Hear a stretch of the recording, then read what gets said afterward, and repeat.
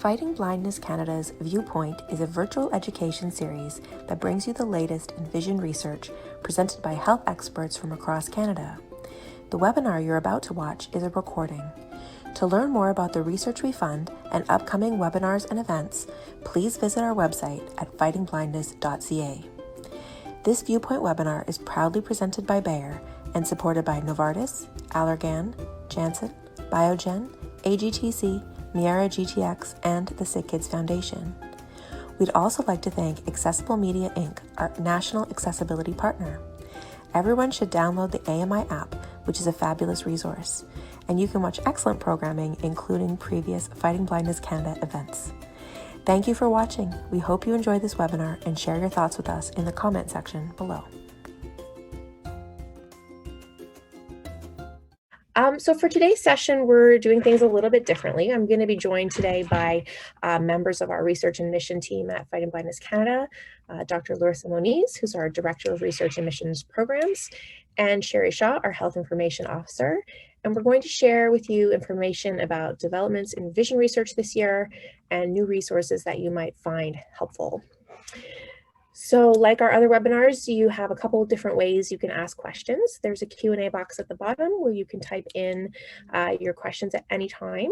You can also email me at education@fightingblindness.ca, and I'll be checking that throughout the webinar as well. All right, so let's just dive in. So something we did differently for this webinar is we did our first social media poll. We put a poll up on Instagram and Facebook and Twitter to see what our audience is most interested in hearing about from 2020. And I think pretty consistently across all the platforms, something that came up again and again was gene therapy. And so I'd love to start out talking a little bit about gene therapy. And of course, many of you asked about Luxturna. So Larissa, can you tell us a little bit about any sort of significant developments this year in gene therapy? Sure, thank you, Morgan. I actually just want to say to start out with, thank you so much for putting together this year's worth of viewpoints. We sort of did it really quickly at the beginning when COVID struck, and I think it's been such a great experience to get to talk to more people than we normally would, and I think you've done a really great job, so thank you so much. And so yeah, getting to gene therapy, this is something we've been thinking about a lot this year because of Luxturna. So just as a quick introduction to gene therapy is, I'm using it to describe any sort of treatment that involves modification of genes. So it could be a gene replacement therapy like Luxturna, where we put in a whole gene to replace a faulty gene, or it could be more of a gene editing technique using something called CRISPR or other techniques where we use essentially molecular scissors or other tools to cut out little parts of the gene that maybe have mutations in it or aren't working. So for Luxturna, I'm sure our community has heard a lot about it because it's been such an exciting advance this year in Canada. So this is a gene replacement therapy. It is for individuals specifically who have mutations in RPE65, and it can help restore some vision, especially night vision, and may help prevent further vision loss. So it is the first treatment for any inherited retinal disease, or first gene therapy treatment for any inherited retinal disease, and it was approved by Health Canada, which says that it is safe and that it is effective. And very recently, CADIT and Inez said that it should be, they recommended that it should be funded by the provincial governments. So all very great news. The next step is to negotiate the price now with the pharmaceutical company, and hopefully the provinces will agree to fund this treatment and to cover it by public health insurance. So sort of stay tuned, because I'm sure we'll be talking about this a lot next year. We're going to need everybody's help to make sure that the government knows why this is so important. So one of the reasons that Luxturna is also so important, not only for the individuals who will hopefully be able to get this treatment soon, but also just for the entire inherited retinal disease community and the wider blindness community, is because a new sort of this being approved really sets a precedent and gives sort of information to researchers, to pharmaceutical companies, that it's really important to develop more innovative treatments and that Canada is willing to fund them. So currently, we know that there are over 30 gene therapy trials around the world. There's probably quite a few more, but definitely 30 in sort of Western Europe and North America. And so much more work is happening at the preclinical level. So in laboratories, and also getting to the point where they're doing all the safety studies and can apply to be part of a clinical trial. So there are clinical trials for chromatopsia, choroideremia, Leber congenital amaurosis, sort of on and on and on. Most of these treatments are gene specific or mutation specific. So they are very specific. If you've got a mutation in this gene, or if you've got the specific mutation, the gene replacement or gene therapy might work. For some of the other eye diseases, gene therapy is also becoming a really interesting option. So there's a couple of trials out for age-related macular degeneration. So for both wet and dry, actually. So one of them is trying to put in VEGF, so the anti-VEGF treatment. So instead of getting injections, you would put in the gene to make the anti-VEGF in your eye, essentially, and hopefully that could produce the treatment. That is under clinical trials. There's also a trial trying to see if you can change or like lower the amount of immune reaction that is happening in the eye when you have age-related macular degeneration. So using a gene therapy approach to do this. And finally, I'll just touch really briefly on glaucoma. There aren't any gene therapy trials in the clinic yet, but this year we have seen some really exciting work that is more at the laboratory discovery stage, but that we hope in a few years we'll see making it to the clinic. So for instance, I read a paper recently where they used a gene therapy approach to reduce the amount of a molecule in the eye that leads to higher pressure. And when they reduced the molecule using this gene therapy approach, intraocular pressure went down. And another one, which this one is, I think, very exciting, even beyond the glaucoma community, for anybody who has degeneration with their optic nerve. So also, for instance, Leber hereditary optic neuropathy. A paper, or a group of scientists, they published a paper recently that showed they use a gene therapy approach to put in this molecule called protrudin into the optic nerve cells. And normally, optic nerve cells, once they are damaged, they can't regenerate. And that's been a really big challenge for the community. And what they found is by putting in this molecule, the optic nerves in mice, this is only in mice still, was able to grow actually. So the little like axons of the neurons were able to grow, which was so exciting, not only for the vision loss community, but for actually many different types of nerve damage. So that was quite a long answer, Morgan. I'm sorry about that. But there has been actually a lot of really exciting gene therapy stuff happening this year. Absolutely. That's all really exciting news. So something, we talk a lot about, Sherry, as health information officer, we've talked a lot about what sort of questions you get time and time again. And we got a question from a viewer, Doris. So she said she has RP and she says her gene is PRPH2. She's in the registry, and she was wondering about Luxturna and if it could be a solution for her. And I think that really leads into my next question for you, which is, how do people know if Luxturna would work for them, or how do they find out more about their genes? Thanks, Morgan. I don't know if Larissa mentioned it already, but Luxturna is for people who have mutations in the RPE65 gene. So they have to have two, which is biallelic. So you get two copies of the gene, and both genes have to be mutated to for you to potentially be eligible for Luxturna.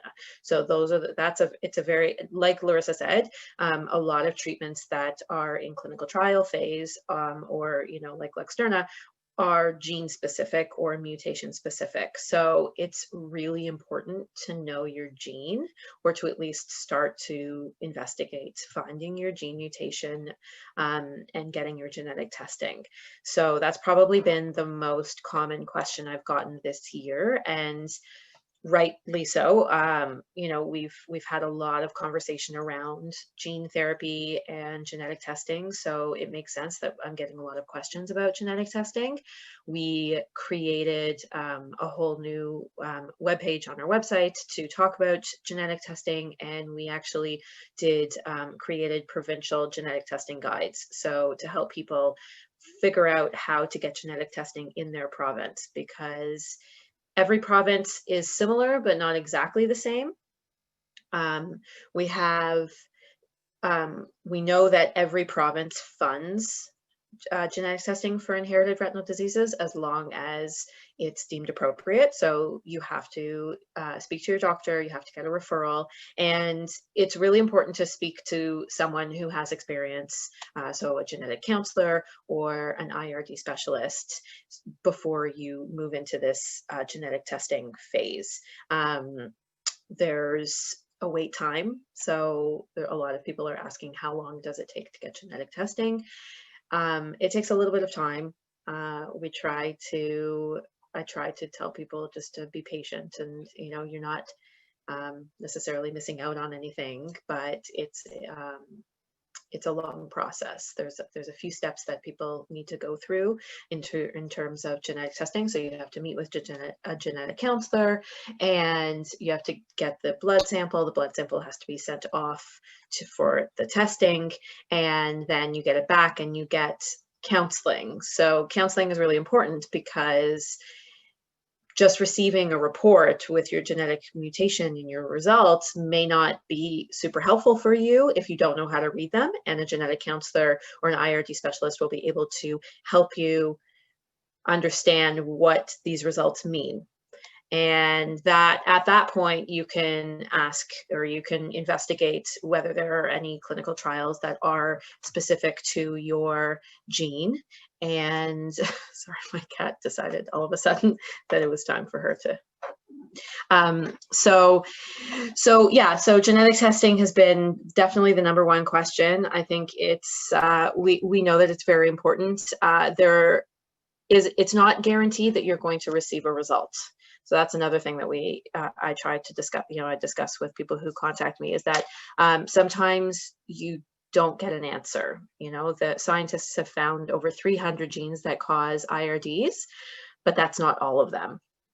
So sometimes you're going to get a result back that they're going to say, we're not able to find the gene that causes your RP or your Ushers.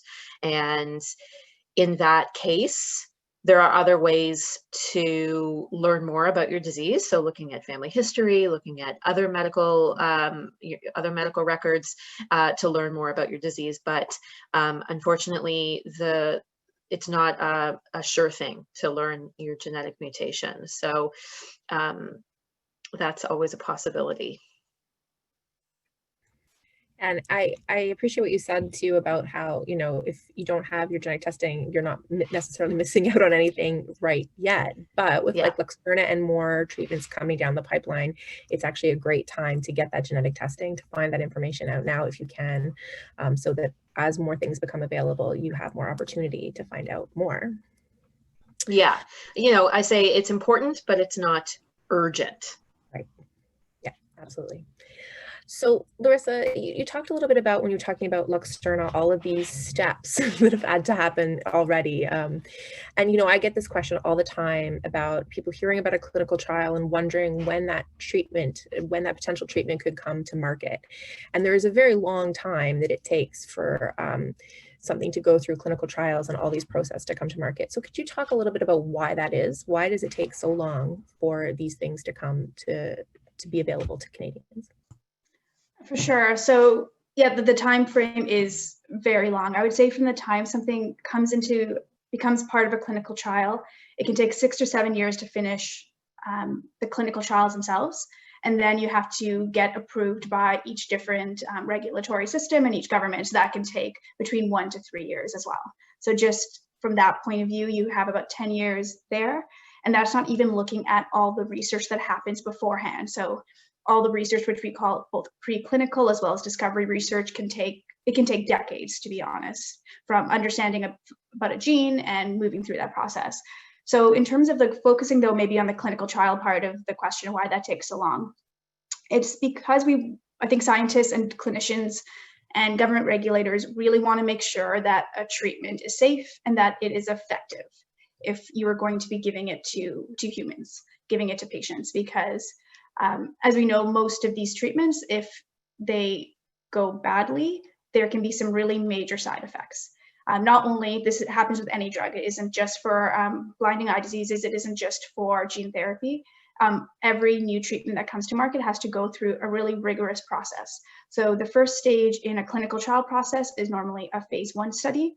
So that is a very small study. It can be, especially when you're looking at a rare disease population, it can be as small as 5 or 6 people sometimes. And it's really just looking, are there any really obvious side effects? So is it safe? A phase 2 study will be a little bit bigger and we'll be looking at safety still, but then also potentially dosage. How much should you be giving of a treatment or drug? And are you seeing any hint that it is actually working? So in the phase 1, you actually don't even need to see that it is working. You just want to look at safety.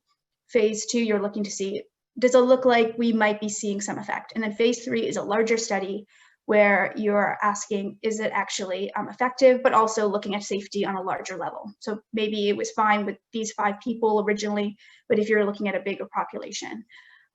And we're all sort of hearing about this all the time in the news right now, and people are talking about COVID vaccines and how they have moved really quickly through the different trials, but they have gone through all the trials. Phase 1, phase 2, phase 3, and phase 3 trials are usually, not always, but usually randomized, where you'll have one group of people who don't get the treatment and you compare their results to a group who does get the treatment. So to make sure that any effect you're seeing is because of the treatment itself. It isn't just because they were getting better medical care potentially, or they were the sort of people maybe who were in better health, so joined a clinical trial. So that whole process takes about 7 years, and then you have to go through the regulatory process. I won't go through that in great detail, but basically there's just each country has different steps. In Canada, we have Health Canada, which first looks again at safety. Is it safe? Is it doing what it says it does on the label? CADIP looks at essentially the cost effectiveness. So is it, in a rough way, value for money? And then every province has to make the decision about whether essentially they can afford to pay for it. And if they can put it on their formulary. So a very long process. All of these things I think are important, but then we're also sort of on the side trying to do what we can as a organization, as a patient organization, to really, where we can speed up the process, try to speed up the process a bit to show that this treatment is really crucial to get earlier. Absolutely. The advocacy part of it is so important, and there will be more in 2021 where you can help us with that for sure. So Sherry, another part of your role is to work with the Fighting Blindness Canada Patient Registry. And I know many of our listeners today probably are part of the registry, and we're just wondering if you could give some updates on what's new in 2020 with the patient registry. Sure. So we actually made a number of changes this year to try and encourage more people to enroll and make it easier to enroll. And that included updating our website so that the form is more accessible. It's easier to fill out. Someone can fill it out on your behalf, so it doesn't always have to be the patient who's filling it out. And we also opened up a new intake site in Montreal. So now patients in Quebec have an intake site in their city, and that's being run out of the McGill Health Center. So the other thing that we did is we've actually used the patient registry, which is really great. We have informed some patients of trials that have been starting in Canada, and treatments that may become available that may be useful for them, such as Luxturna. So we're really excited that it's moving in a really great direction. We have a lot of plans for 2021, and we really just are, our main goal is to collect, information about people who have IRDs so that we can help people who have IRDs. We need to know that they're out there in order to be able to help them. So, signing up for the patient registry is like raising your hand and saying, I'm here. So it's been a great year for the patient registry, and we are looking forward to next year. Awesome. And I meant to mention before that I will send out a follow-up email, as I always do. There'll be more information in there about the genetic testing guides that Sherry mentioned, as well as more information about the patient registry in case you are not enrolled but would like to be. So back to Larissa. So you talked a little bit about this at the beginning, but again, one of the number one questions I get is about AMD, and people are always asking, are there new drugs or developments in AMD research for both wet and for dry? Are there new things that are coming out from 2020? Yes, so there are actually. So I would say one of the main things for wet AMD, so this is if you have bleeding in the eye and if you're getting injections to reduce the growth of blood vessels, being able to get less injections is a really key thing, both for patients, but also that is what I think researchers and pharmaceutical companies are really trying to do. So develop new treatments that can be taken less frequently, maybe last longer, so you can have less treatments. There's also, as I mentioned in the gene therapy, when I was talking about that, there are some trials right now looking to see if they can make essentially almost a permanent anti-VEGF treatment by using a gene therapy approach so the eye would constantly be making anti-VEGF. So that's really interesting. It's in early stages clinical trial right now, but really exciting.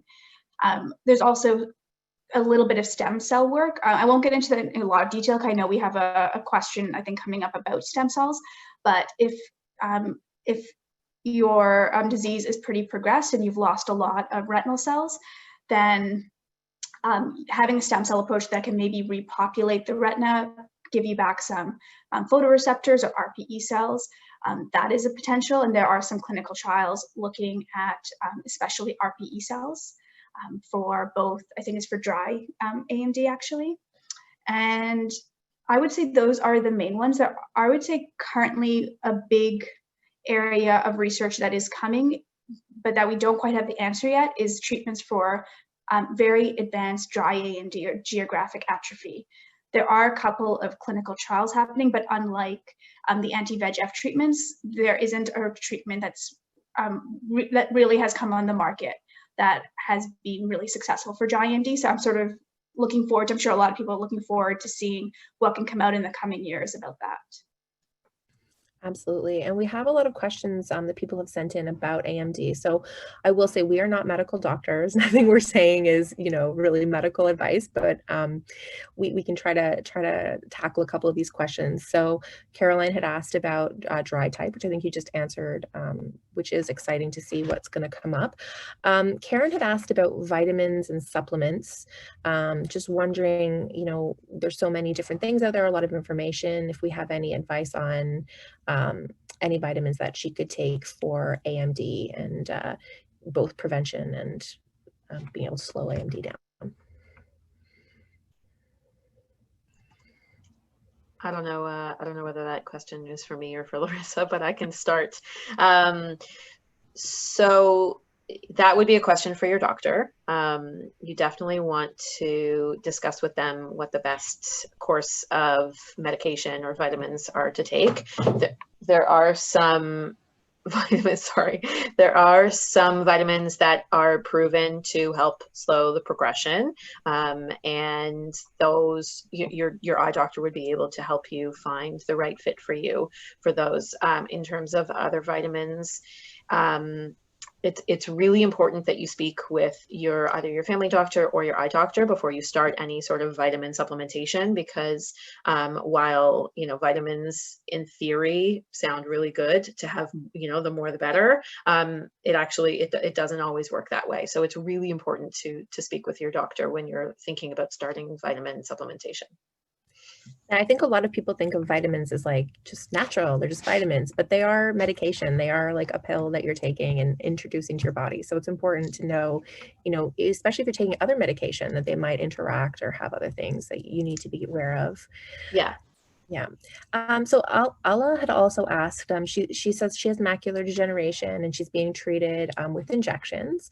And she'd heard about some treatment or pills called VisiClear, which is apparently treating macular degeneration with stem cell activation. And she was wondering if we could comment on that particular therapy. Sherry, do you know anything about VisiClear? I don't, unfortunately. I don't know enough if it's if it's on the market or anything. Again, that would probably be a good question for the doctor anytime you're considering taking any sort of oral medication or vitamin supplementation. You definitely want to talk to your doctor first. Yeah, especially, I mean, a lot of people use the term stem cells to really like attract people to their treatment. And you know, you just have to be very careful and very cautious about those sorts of terms. As far as I'm aware, there is no approved stem cell therapy available. So when people are using that language, it always makes me a bit cautious, and I would definitely want to find out more from your doctor before you pursue that. Absolutely. Yeah. Sorry. So going back, I looked at Caroline's question. I thought it was on dry macular degeneration, but she's actually asking if any researchers in Canada are working on myopic macular degeneration, particularly dry with atrophy of the RPE and photoreceptors. Larissa, do you know of any research in that area? So I don't know anything specifically about myopic macular degeneration, but just for people who might not know about it, it's a very severe form of nearsightedness, and it can lead to retinal damage. And for some people, it can also lead to a wet form, which is similar to wet AMD, but it isn't exactly the same. So I know that, like, I looked this up before this talk, and there are a number of different trials about different surgical techniques taking place around the world, but not necessarily in Canada. I would say in Canada, some of the most promising research that would probably be applicable to myopic macular degeneration would be on stem cell therapy. So this would be if you already have relatively advanced retinal degeneration, using stem cells to replace either RPE cells and or photoreceptor cells. And so we have a lot of really interesting science happening in Canada, both at the more discovery level. This includes a lot of FBC funded researchers such as Dr. Michelle Caillouette or Sarah McFarlane, Dr. Brian Balios, but also the stem cell community in Canada is very large and very strong. They've got a real strength, I think, in Canada in stem cell work. There is also happening right now, I think I mentioned beforehand when I was talking about AMD, a clinical trial taking place for dry AMD, which is replacing the retinal pigment epithelial cells. So these are the cells that sit underneath the photoreceptors, and they provide support and nourishment to the photoreceptors, and they're often damaged in macular degeneration. So there is a clinical trial actually taking place. It's taking place in the States right now. So trying to use stem cells to replace these cells. And if successful, I think it would also be applicable to myopic macular degeneration. Okay, so speaking of clinical trials, we also get a lot of questions about clinical trials. I know, Sherry, you spend a lot of time talking to people about that. So are there clinical trials that are taking place in Canada in 2020 and into 2021? So there are a number of clinical trials. We actually have a list on our website for gene therapy trials that are currently going on around the world, but it says the location, so you can see which ones are happening in Canada. And we also have a table for stem cell research as well. There are a few that are currently being conducted or have been going on this year for inherited retinal diseases. And, you know, if anybody is wondering, during COVID, they have continued to do research at a slightly slower pace, but, you know, they still been, you know, clinical trials are still happening. So it's really a great opportunity to see what's going on in the IRD space. Specifically, there's a trial on Leber congenital amaurosis, Usher's, and choroideremia. And that's in Canada. It's also important to know that there are a lot of natural history studies, which doesn't get as much talk time as the treatment trials, but I think it's really, really important to discuss because natural history studies are really important as they set a base for treatment trials and future treatment. It's really important for researchers to understand the progression of a disease before they start to figure out how they can treat that disease. So just because there may not be a clinical trial with a treatment available for your disease, it doesn't mean that there aren't other opportunities to get involved in the research. So if you have any questions, you know, you can always ask me. It's relatively specific to the disease and to the gene, and it usually requires a specific search. There's a website called clinicaltrials.gov that has a lot, most of the clinical trials available around the world, but it's not completely comprehensive. So again, you know, speaking with your doctor, and if you're getting genetic testing, that's a good time to talk about trials, and just keeping that conversation going with your primary care provider is important. Absolutely. So coming back to stem cells, you know, this is the other one that topped our poll. People are always really interested in hearing more about what's going on in stem cell research. So Larissa, in 2020, what's going on in stem cell research this year?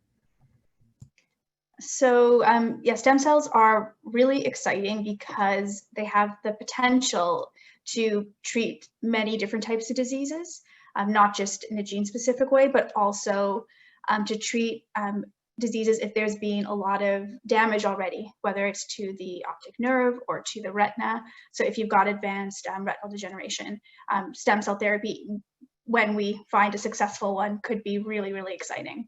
So in terms of what they are cells that can basically have the ability to turn into a lot of different cells. Normally a cell, like if you've got a skin cell or a liver cell, it can only turn into another one of itself. So a skin cell can make more skin cells, a liver cell can make more liver cells, but stem cells are this really interesting type of cell that can turn into potentially every cell in the body. And so what we know about the retina cells, so the photoreceptors, the RPE cells, they're a type of cell called neurons. And once they're damaged, they normally don't regrow. So that is why when you have damage or you get loss of the cells, you get vision loss. And so what scientists are trying to do is trying to find ways to create new photoreceptor cells or new RPE cells or new other types of cells in the eye, like retinal ganglion cells for the optic nerve, and then put them back in. There's a lot of challenges here. We don't have any treatments that are actually in use for the retina. There are some treatments for the cornea that are approved and in use. So for corneal damage, people use corneal limbic cells. So it sort of shows that it is possible. In terms of where we're at in 2020, we're at the point where there are some clinical trials happening. So really early stage clinical trials. So for instance, using for Stargardt's or for dry AMD, like I mentioned, the RPE cells. There's also a trial using retinal progenitor cells by a company called JSite. So that's been going on for a few years. The only thing with that trial is that they found that it isn't necessarily creating new photoreceptor cells, which was the hope. It seems to give some sort of survival advantage to the other cells there, which is positive, but it isn't necessarily creating new photoreceptor cells. In terms of like some really exciting things that we have seen, there's been some interesting research taking place, trying to understand how stem cells get into the eye, how they make the connections. An example of, I think, a really interesting piece of work was from Dr. Michel Caillouet, who I mentioned previously. He's the chair of our scientific advisory board, and he had a paper recently which showed that he basically identified certain molecules that can turn stem cells into cone cells. So there's two different types of photoreceptor cells, rod cells and cone cells. Cone cells are important for detailed vision and central vision, and rod cells are important for peripheral vision and night vision. So his question was, how do stem cells specifically turn into cone cells, and can you encourage these stem cells to make more cone cells? And he found that these two molecules, that when they were turned on, the cells made more cone cells. If you kept these two molecules on, the stem cells kept making cone cells. So that gives us a bit more of an understanding of the process. And his next step is actually to not necessarily take those cone cells and put them in the eye, but what he's going to try to do now is take, with these molecules that he's found, see if he can turn other retinal cells in the eye into cone cells. So part of the issues that, or challenges I would say the scientists are having with stem cell therapy is a lot of people can now make new retinal cells. They can put them into the eye. They might even go to the right place in the eye, although that is challenging. But then they have to form the right connection with all the other retinal cells. It's essentially a little chain reaction where they have to form these essentially like electrical connections all the way down and then send the signal to the brain. So that part has been relatively challenging for scientists. So there's some exciting work happening around that, but scientists are now looking at other ways potentially to use stem cells and stem cell information. So it's really fascinating. And so, we've talked about stem cells and gene therapy, but are there other promising therapies that are coming, as we go into 2021 and beyond? We've heard a lot about CRISPR. We've heard about some particular therapies that might be able to cross disease lines, like not specific to a gene. So what kind of other promising therapies are coming down the pipeline? So I think some of the promising ones are ones that are using different innovative techniques together, so almost combination therapies. So for instance, you have researchers who are studying ways to use stem cell therapy as well as gene therapy. So for instance, we're funding a researcher, Dr. Andras Naj, who is making new retinal progenitor epithelial cells, but then these cells with gene therapy, they express anti-VEGF. So that's an interesting way. Another really interesting area of research is this area called optogenetics, where using, sorry, I'm seeing the chat coming up, which is distracting me. So yeah, using optogenetics, we're using sort of a gene therapy approach. We're trying to turn other cells in the retina into light sensing cells. And so, for instance, photoreceptor cells, they have this molecule called an opsin, and that is the molecule in the cell that helps the photoreceptor detect light and then send a light signal. Most other retinal cells don't have this opsin. And so scientists are trying to put the opsin into other cells, maybe retinal ganglion cells, Mueller cells, bipolar cells. There are lots of different cells in there that don't die and they are still around. And so put these molecules in there, and then those cells can sense light. And sometimes that is either by themselves, like just the gene therapy approach, or sometimes that involves an outside glasses or hardware or something like that.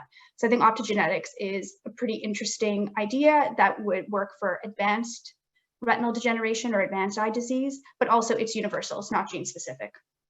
Another type of non-gene specific way, on top of stem cell therapy, of course, which we've talked about, is using a gene therapy approach where you're putting in, say, a pro-survival factor which keeps photoreceptor cells alive. So again, another FBC funded researcher, Kathy Silfidis, is looking at this.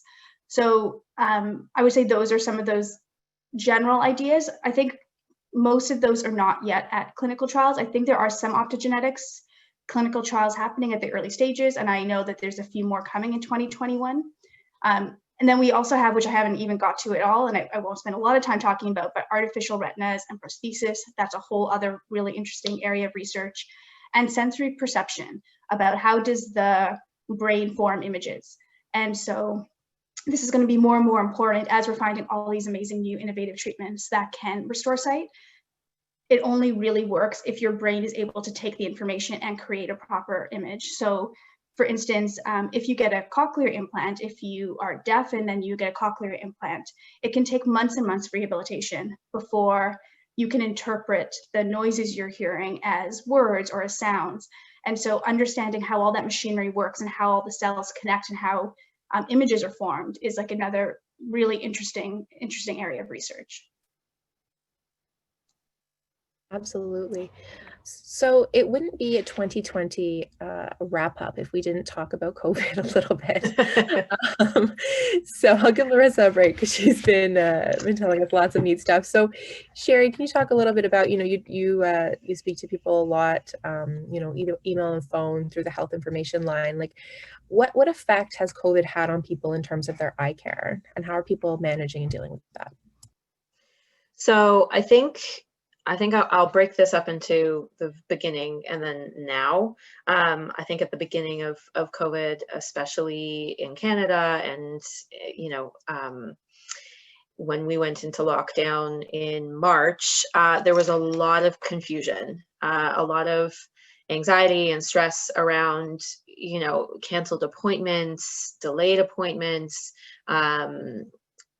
treatments, being canceled, and surgeries, and where do I go? What do I do? Who do I call? So there was a lot of stress and anxiety around that. And, naturally, we attempted, as best we can to communicate what we knew. And we also listened a lot to find out what the optometrists were saying, what the ophthalmologists were saying, what public health was saying, and how they were adapting. So eventually they got some direction, and they were able to open, and clinics started to open again. And we realized that in this environment, we can still protect our eyesight and go to the clinic safely and get safe treatments, and that is incredibly important to keep as much eyesight as you can. And I'm speaking a lot about treatments for like AMD and NDME and DR, but also routine screenings and continuing to put your eyesight at the forefront of your health, among other things, but, not forgetting that it's really important to watch for symptoms and, make sure that you're going and getting help when you need it, and it's safe to do so. So that's been quite a journey, trying to navigate those instructions, and finding doctors for people who may not know where to go, or finding out what support we can give people. A lot of the questions, or a lot of the people who contacted me, talked about their mental health during this time, which has been a big topic for everybody. But I think that people with vision loss have an extra layer of concern, which is normal. During COVID, you're not talking, you're not touching people, you're not seeing people. There's a lot of isolation that happens. And I think that there's been a lot of changes that people have had to make to their daily lifestyle. If you have vision loss, and you're used to, having people come over to help you, or, walking, holding someone, as you walk down the street, or, just little things that we don't normally think about. So trying to, pivot, as we say, in COVID times. And I think now hopefully people are starting to see or get used to some of these practices. We also have seen a rise in support services. So, there's 211, which is, I don't know if it's Ontario specific. I think there are different numbers that you call in different provinces. But in Ontario, there's 211, which is specific for social support services, like speaking to a social worker or someone to talk to about your mental health, and getting that support. So there's been a change in practice in what people are looking for with, their care. But what remains important is that people still keep an eye on their eye care, and watch for signs and symptoms. Go to the doctor if you have an appointment. Don't cancel, unless you have to quarantine or you're sick. But just keeping up with your eye care has been the theme moving forward. Absolutely. So Larissa, what about the vision research landscape in Canada? How has it been affected by COVID-19, especially in the early days when, we had to shut down a lot of places? Definitely. So we heard from our researchers that most labs were, if not completely shut down, and only allowed in for essential purposes. So if they were working with animal models, maybe keeping some of those animals alive, but really not doing any actual experiments for a few months. And during that time, because a lot of research obviously happens in a laboratory, unlike me, they can't just necessarily go home and work from home. But we know from talking to a lot of our researchers that what they did, they also pivoted, and they used the opportunity to do things like data analysis or writing up publications. So I'm not going to say that there's a silver lining to a really tough time. I don't think that's really appropriate, but I think they made the best out of what was a tough situation, and they did the work that they could do at home. And then from around summertime, of course, this is all very dependent on the institution that people are in or the province people are in. There's different restrictions. But in general, from around summertime when things were loosening up and they had all the protections in place, most people were back in the lab at about 60% capacity. So instead of everybody being there all the time, you'd maybe go in for one afternoon and one morning and another afternoon. And so you wouldn't have as many people in the lab at the same time. So as far as I know, most labs right now are working at about 60 or 70% capacity. Hearing some really interesting things from our researchers when they're handing in progress reports, like they are still doing a lot of really exciting science. If they're working with patients, so that we have a few researchers who are working with patients, that work has been stopped for now, and it's probably just starting to pick up again. But if they're working in a lab, still going ahead. They are saying, which is interesting, I'm sure all of you have had the experience of like either trying to buy flour, or for me, when I'm trying to buy things online, everything seems to be sold out right now. Similar things are happening in the lab where we've had some scientists say they're having some problems getting some supplies in. So it's probably all around the world, supply chains are a little bit broken, but yeah, they're all working hard the best they can. And I think really excited probably for in 2022 to sort of get back and sort of full steam. Absolutely, for sure. Looking forward to hearing more from our researchers because they're doing such great work. Okay, so we've been talking a lot, and I want to give Sherry and Larissa just a moment. You guys have been sending in so many questions, which is awesome, and we're going to try to get to as many as we can. But before I do, I wanted to invite our colleague Jamie Alexanderson to come on and talk a little bit about how you can help support all this awesome research that's going on right now. I hope she's there. Jamie, are you there? Can you hear me? Yes, I can. Awesome.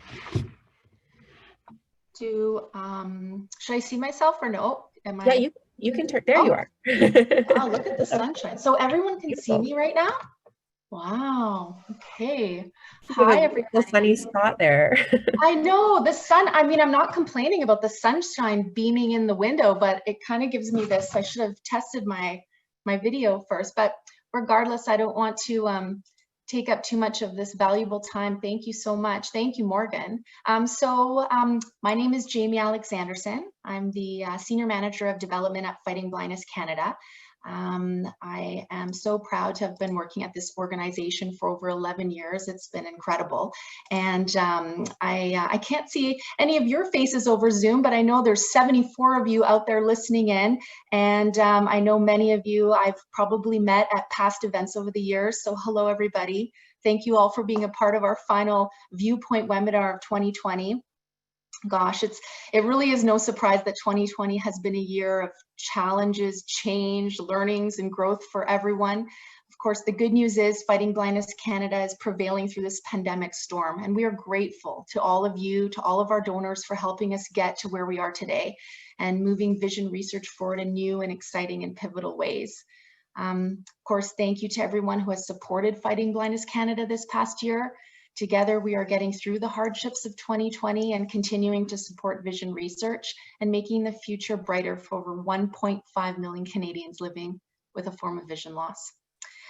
Today, if you or anyone you know would like to support vision research by joining our monthly giving program, if you're not already part of our monthly giving program, or of course by considering making a meaningful year-end donation, you can do so by visiting our website at fightingblindness.ca. Simply click on the donate button at the top of the page and make a safe and secure donation online, and of course receive your instant tax receipt by email. Or feel free to call me directly. I'm going to give you my phone number if you'd like to jot it down, or you can reply after the event and get my phone number from Morgan. But my number is 416-360-4200, extension 257.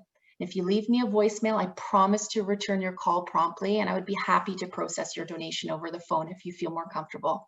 Again, thank you all so much for being a part of our Fighting Blindness Canada community. We could not do this without you. I wish you all a very happy and healthy holiday season. Take care. All the best. Thank you so much, Jamie. That's great. Jamie does a lovely job. I always feel very awkward when I do a monthly giving ask. So thank you, Jamie. That was great. I really appreciate, anyone who's coming in and supporting us by being here at Viewpoint and by giving a gift. It makes all the difference to us for sure. So let's get to some of the questions from our audience today. Again, we are not going to be able to give medical advice, but we can try to answer some of these questions. So I have one here from email from Danielle. And she's asking if we know of any lab or researchers that are working specifically in Stargardt disease. In Canada? She didn't specify in Canada, so I guess it could be anywhere, really. I can tackle it, start with Sherry, and then you can add on if you've got something. Okay. So Stargardt disease is, for people who might not know, it's an inherited retinal disease, but it is similar in a way to macular degeneration because it affects a part of the eye called the macula, which is the central part, which is very cone rich. So it's important for central vision and detail vision. And most people who have Stargardt disease have mutations in a single gene called, I think it's ABCA4. And there's another gene that is also mutated in some people, but it is mainly in this one gene.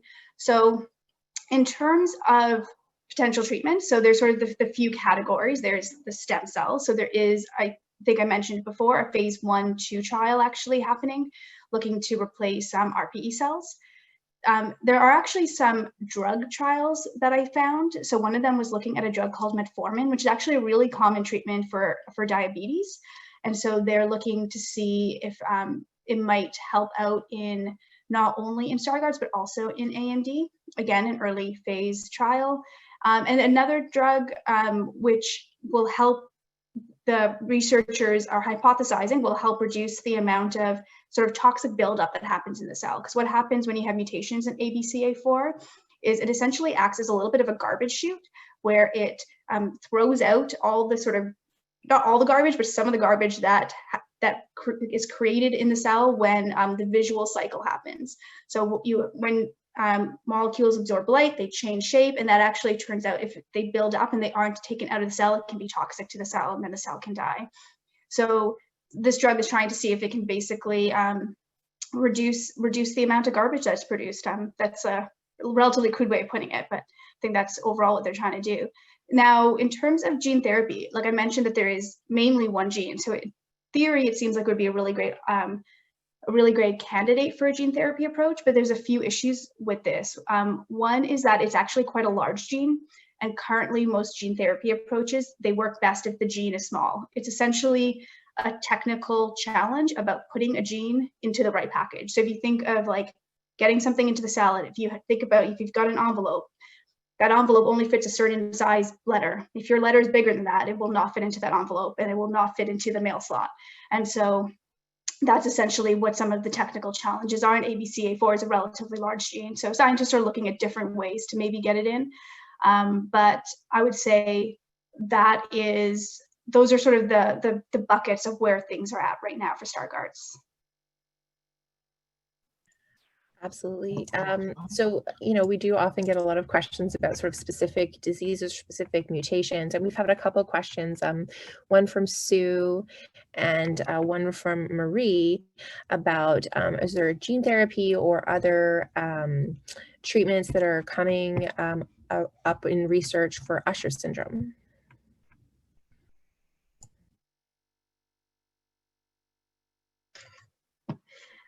There are a few gene therapy trials happening right now for Ushers. It's gene specific, so there's a number of genes that lead to Usher syndrome. So I probably need to know a little bit more about what gene they're looking at. And I think there's also some other therapies or some other research on Usher syndrome that is that's moving forward. Larissa, did you know specifically?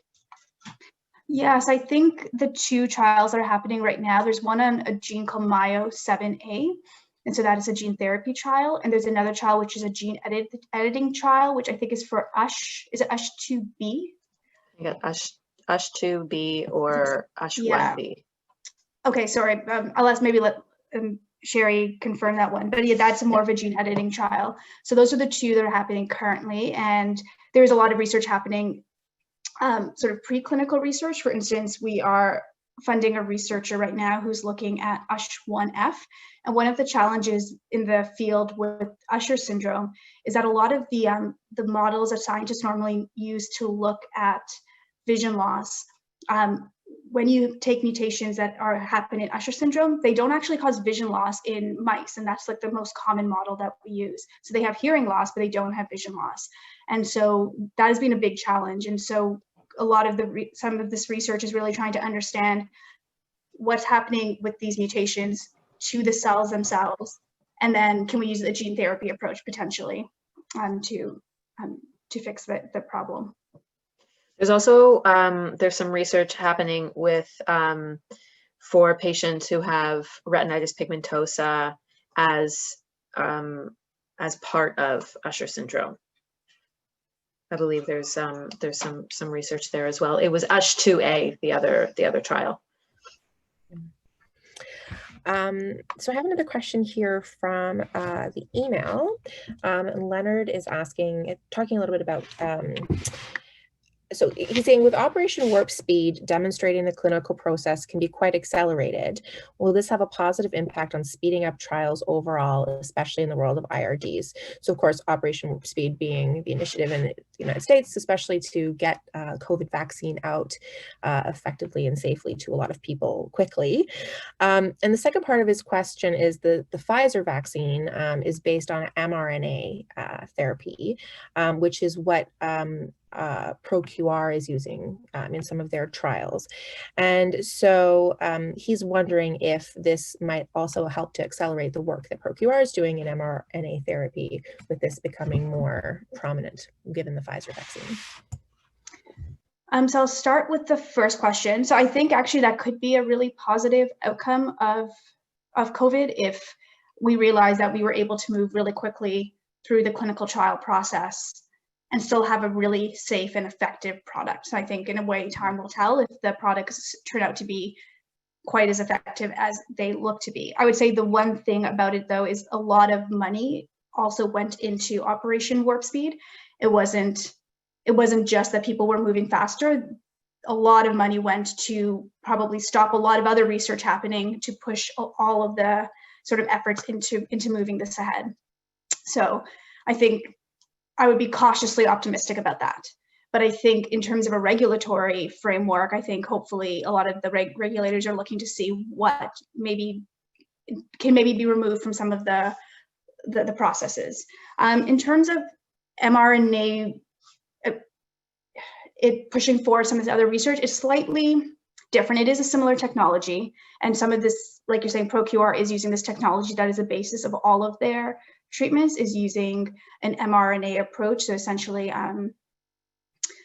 using editing on the mRNA. So you have DNA, and then DNA is turned into RNA, and then RNA is turned into proteins, and proteins are the working members of the cell. So yes, they are using it, but I think this will actually push forward using mRNA or RNA approach to making more vaccines. I think that's really what's going to be accelerated by it, because using this RNA approach for vaccines has been talked about for a while, but I think people weren't sure if it would work and if it would be effective. And so they were still putting their money and their time into traditional vaccines. But using this new approach, which is this RNA approach, they've shown now that it can be successful. So I think that is really going to speed ahead. I'm not necessarily sure if it will really impact other research, partly because other scientists were already using it. So in sort of genetic fields, this research has been going on already. Absolutely. So just being mindful of time. I know there's a lot of questions we haven't got to, but we will get back to anyone who's asked a question by email.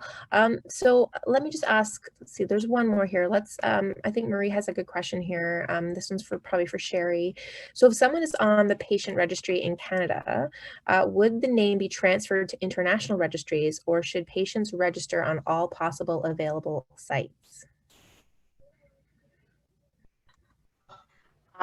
So the patient registry, the FBC patient registry is Canada specific. So if you want to also join another registry, you're welcome to join another registry. The one in the US, My Retina Tracker, is an international registry, but it works a little bit differently than our registry. So yeah, that's pretty much the long and short of it, is that our registry is Canada specific. And if you'd like to join another registry, you're welcome to, if they're going to accept you. Absolutely. Okay, that's great. So thank you both so much. I just also wanted to just throw out there at the very end that, you know, also this year we've at Fighting Blindness Canada have worked really hard behind the scenes to develop some new educational materials and resources that you might find useful. And I've talked about a lot of them here already over the course of Viewpoint, but just as a reminder, this year we did put out a series of videos in partnership with Accessible Media, Inc. That are all about vision health and a variety of eye diseases, hosted by our friend Dr. Anna Jurisic. They're on our website, and they're really great short videos that do a great job of explaining lots of different topics, including AMD, gene therapy, low vision, even like a vision loss 101 sort of, or how vision works sort of 101 tutorials. So I will definitely link those in your email follow-up for your interest. Of course, I want to mention Viewpoint. All 17 of our sessions are available. Well, 16 of the 17 are now available on YouTube, and this one will be there as well. We have a playlist. You can go and watch all of our past sessions on so many different topics that we've covered this year. And really excited to say that Viewpoint will return in 2021. We have big plans. We'll be taking a bit of a break over the next couple of months, but we'll be back in February. So stay tuned for more information about that. We also had a great diabetes month this year. Diabetes is sort of a newer space for us, and we were really interested in learning more and meeting more people who are affected by diabetes, and raising awareness about prevention of diabetic eye disease and what to do if you do have diabetic retinopathy or diabetic macular edema. So I definitely encourage you, if you or someone you know is affected by diabetes, even if they don't have vision loss, to check out our webinars from last month about how diabetes can affect your vision, and how you can live well and thrive with diabetes and vision loss. So those are a great resource as well. I think that is it for me today. Thanks to my amazing team. You guys are awesome. We've had a great year, given all the stuff going on in the world. It's been a great year to work together, and hearing all these exciting updates is really awesome. As always, please take a moment to fill out the survey that pops up at the end. We really do read your feedback and try to incorporate it into our future webinars. And I really hope that everyone out there has a really safe and happy holiday season. And I'm looking forward to connecting with you again in 2021. Thanks, everyone. Take care. Bye, guys.